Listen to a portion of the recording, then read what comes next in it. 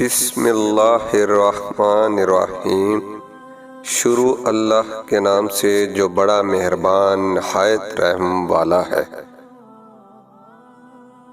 یہ سچ ہے کہ عورت میں درد سہنے کی عادت ہے، مگر اس کا مطلب یہ بھی نہیں کہ وہ درد دیے جانے کی مستحق ہے۔ مرد کو عورت کے کردار کی کتنی فکر ہوتی ہے، اتنی فکر اگر آپ نے کردار کی ہوتی تو کتنی عورتیں بد کردار کہنے سے بچ جاتی۔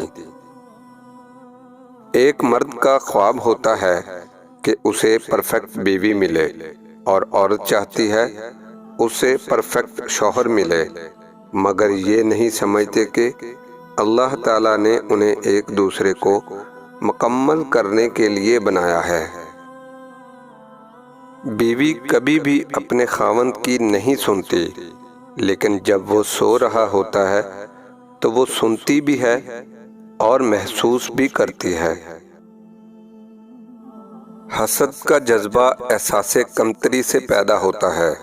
جو شخص اپنے آپ کو گھٹیا سمجھتا ہے اور دوسروں سے جلتا ہے۔ مرد اگر روکتا ٹوکتا ہے تو مقام شکر ہے۔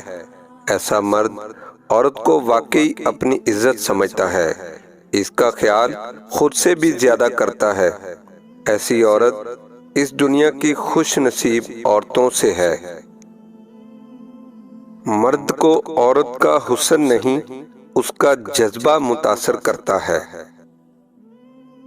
زندگی کے آدھے غم انسان دوسروں سے غلط توقعات کر کے خریدتا ہے۔ تکلیف انسان نہیں دیتا، اس کے الفاظ اور لہجے چیر دیتے ہیں، اور کبھی کبھی سامنے والے کی غلط سوچ زندہ مار دیتی ہے۔ اپنے آپ کو ماضی کا قیدی نہ بناؤ، وہ زندگی کا سبق تھا، کوئی عمر بھر کی سزا نہیں۔ عورت کی خوبصورتی حیرت کا ایک لمحہ ہے جس میں مرد قید ہو جاتا ہے۔ عورت کے قانون کے مطابق اگر تم اس سے محبت کرتے ہو تو اس زمین کی باقی تمام عورتوں سے تمہیں لازمی نفرت ہونی چاہیے۔ اپنے الفاظ کے غلام بننے سے بہتر ہے کہ اپنی خاموشی کے حکمران بن جائیں۔